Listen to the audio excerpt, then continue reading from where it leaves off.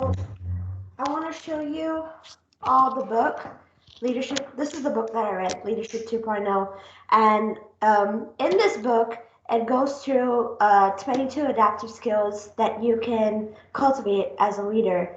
Um, on here, it has a 360 refined leadership assessment test at the end of the book that you can do. It's kind of like your Strength Finders 2.0, where you have your Strength Finders test. This is kind of like your leadership adaptability leadership test on the back of it. So let me go ahead and share my screen.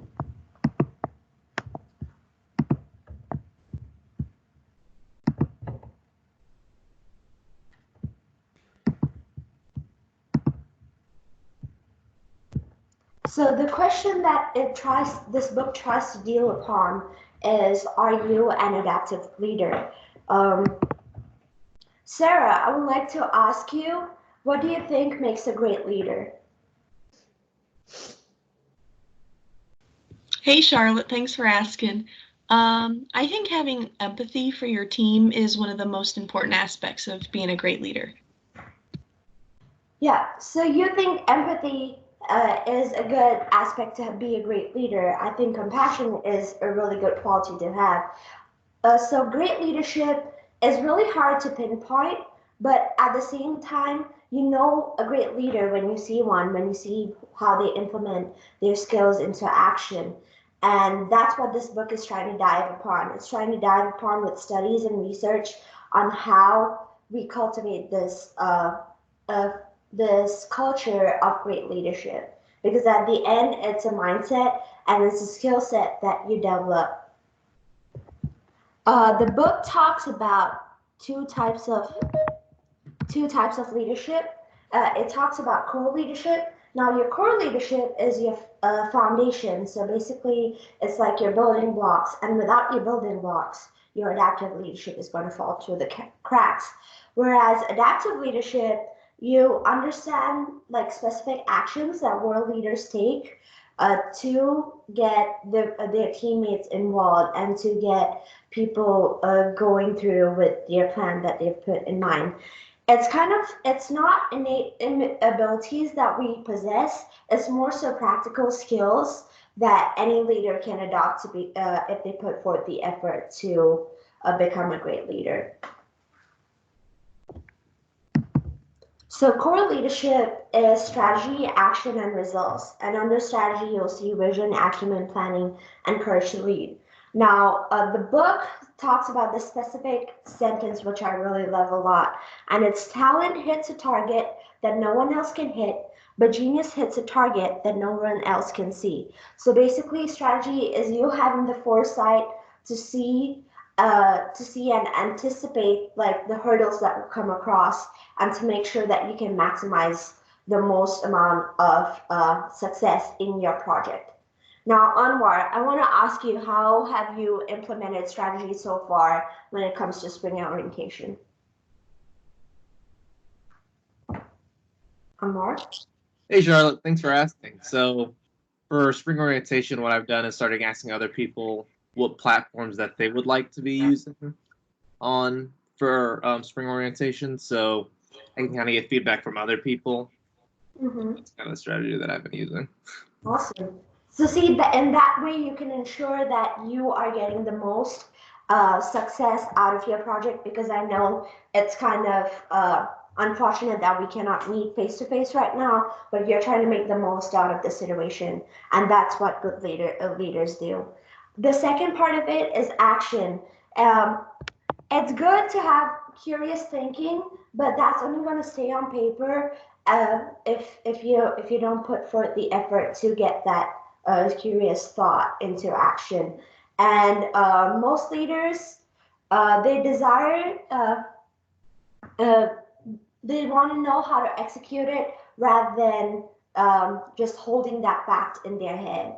And that with that you have to have good communication skills. You need to make sure that you're making good decisions, and mobilizing others is kind of like in the LDP, enabling others to act, where you're trying to give them the specific skills that they require to make sure that they're able to follow through with the task that you've given them.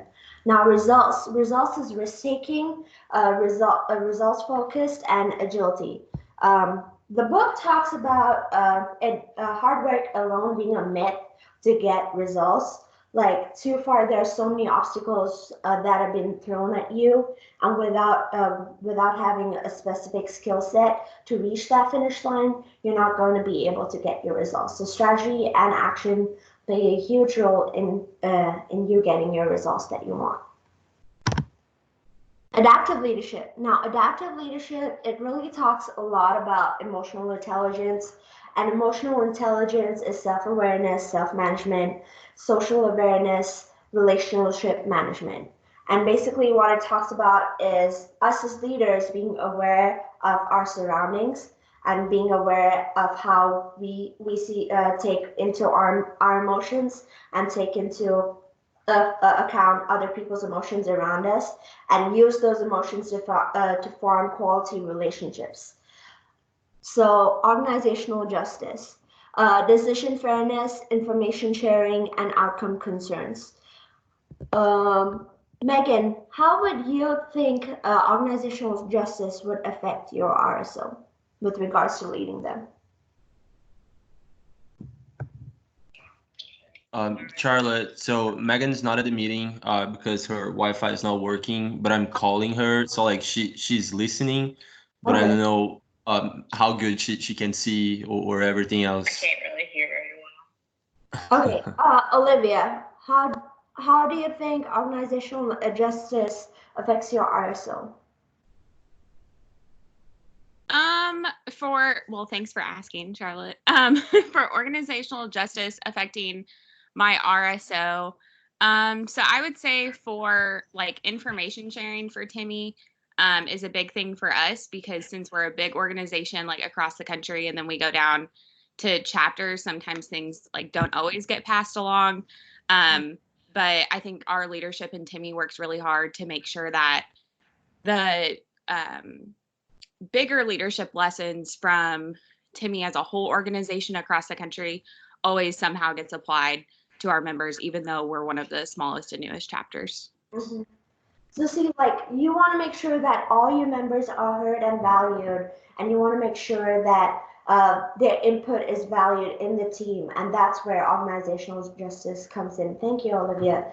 Character is you showing vulnerability at your most weakest point because you want to make sure that you are transparent with your team, and you don't want to put up this facade of you being perfect when you're clear. We all are human and we're not perfect. So getting that thought process, and then development is where leaders come into to embrace that learning is a lifelong skill that you learn throughout your life, and you want to develop others along the way. The key takeaways that I took from this book is that with regards to adaptive leadership, with the changes that are going on right now, trying to implement those in my worship team and in my LDP and in my RSO has been quite a challenge, but learning those skills, taking a little bit at a time, can help assure and make sure that I am successful in my team. This report right here shows you that leaders usually rate themselves higher than peers and bosses does. It's not because they're naive, it's just because people view themselves better than others. They have blind spots that they aren't able to see, and that's when their peers and bosses come, and that's where we do mini honey roast and we do feedback to where like you have a realistic understanding of where you can improve on. So yep.